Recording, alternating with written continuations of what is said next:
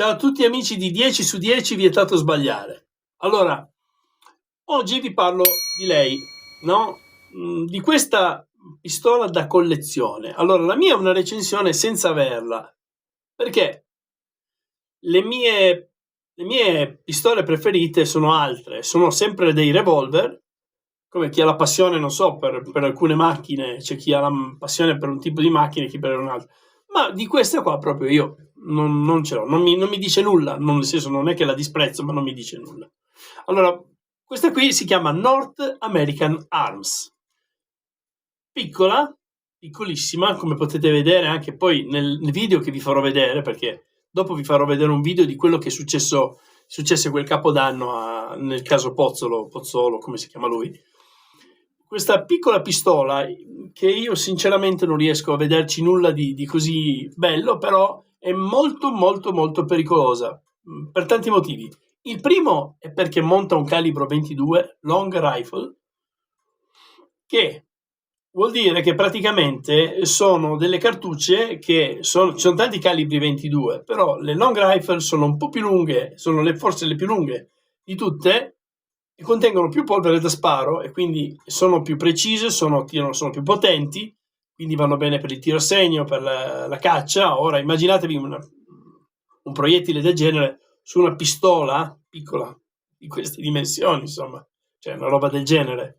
E non è neanche molto sicuro il fatto della sicura che ha, cioè scusate il gioco di parole, ma ha una sicura, come si dice, a mezza monta, dove praticamente il cane rimane bloccato a metà, dove l'innesco parte solamente con un colpo. Immaginatevi uno che non ha molta dimestichezza, quando c'ha a che fare con una pistola del genere, con un calibro del genere. Tutti i calibri fanno paura in mano a chi non le sa usare, però, o perlomeno magari uno che è troppo sicuro di saperle usare e può fare questi danni qua.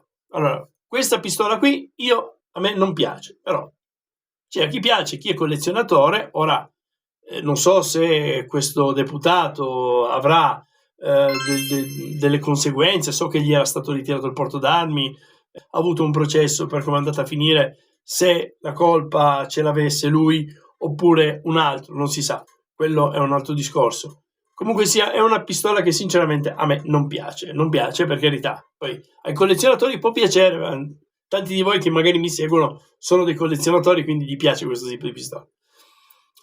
Per farla breve, insomma, vi chiedo, lasciate un like e mettete il segui, che così almeno io vi tengo aggiornati e mi date anche una piccola soddisfazione. A voi il video. Caso Pozzolo, cosa è successo davvero la notte di Capodanno? Analisi della perizia balistica. La notte del 31 dicembre, in un'atmosfera di festa a Rosazza nel Biellese, un colpo di pistola ha squarciato il clima di celebrazione. Un revolver di proprietà del deputato di Fratelli d'Italia, Emanuele Pozzolo, ha sparato accidentalmente, ferendo alla gamba Luca Campana, genero del caposcorta del sottosegretario alla giustizia Andrea Del Mastro. Pozzolo, sospeso successivamente dal gruppo parlamentare, ha dichiarato di non essere stato lui a sparare, affermando di aver lasciato l'arma sul tavolo. Ma cosa è emerso dalla consulenza tecnica balistica firmata dalla dottoressa Raffaella Sorropago? Scopriamolo. L'arma del caso, un revolver piccolo e insidioso. Il revolver coinvolto è un North American Arms, modello mini DLX calibro .22 LR, un'arma di dimensioni estremamente ridotte, lunga meno di 10 cm, progettata per la difesa personale. La pistola, ad azione singola, è dotata di un grilletto a sperone e priva di un ponticello protettivo. Questa configurazione rende l'arma difficile da maneggiare in sicurezza. Il funzionamento del revolver è piuttosto particolare. Il cane, meccanismo che colpisce l'innesco della cartuccia, può essere posizionato in due modalità. A mezza monta, una posizione di sicurezza che dovrebbe prevenire spari accidentali.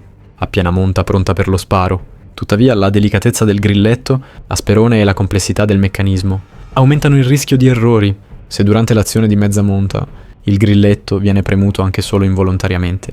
Il blocco di sicurezza non si attiva e il colpo può partire. Una caratteristica che si è rivelata fatale quella notte. Il tavolo e i residui di polvere da sparo. Durante i rilievi tecnici, la dottoressa Soropago ha analizzato la superficie del tavolo, dove l'arma era stata appoggiata. Le indagini hanno rivelato residui di polvere da sparo e tracce lasciate dal passaggio del proiettile. Per confermare queste evidenze, è stato utilizzato il test al rodizonato di sodio, un metodo chimico in grado di rilevare elementi come piombo e bario, principali indicatori di uno sparo. Le analisi hanno evidenziato un colore rosso scarlatto per la presenza di piombo, tracce di striscio del proiettile sul tavolo, indicando un angolo di incidenza molto basso al momento dell'impatto. Inoltre, le prove di sparo effettuate a diverse distanze hanno permesso di simulare le circostanze reali, confermando che il colpo era partito con l'arma molto vicina al piano d'appoggio. La ricostruzione della dinamica: secondo la ricostruzione balistica, il colpo è partito accidentalmente mentre il deputato stava maneggiando l'arma. Pozzolo avrebbe cercato di inserire la mezza monta del cane mentre teneva il grilletto premuto, una manovra che ha provocato lo sparo. Questa versione è coerente con la testimonianza della vittima, Luca Campana, il quale ha dichiarato che Pozzolo stava manipolando l'arma poco prima che il proiettile lo colpisse. La consulenza tecnica ha quindi stabilito che non si è trattato di un gesto volontario, ma di un errore umano, aggravato dalle caratteristiche tecniche del revolver e dalla poca familiarità con il suo utilizzo. Conclusioni. Il caso Pozzolo rimane una vicenda complessa e delicata, dove la responsabilità non è stata ancora chiarita del tutto. Tuttavia, la perizia balistica ha fornito elementi chiave per ricostruire quella drammatica notte di Capodanno. L'incidente sottolinea ancora una volta l'importanza di una corretta gestione e sicurezza delle armi, anche nei contesti apparentemente innocui.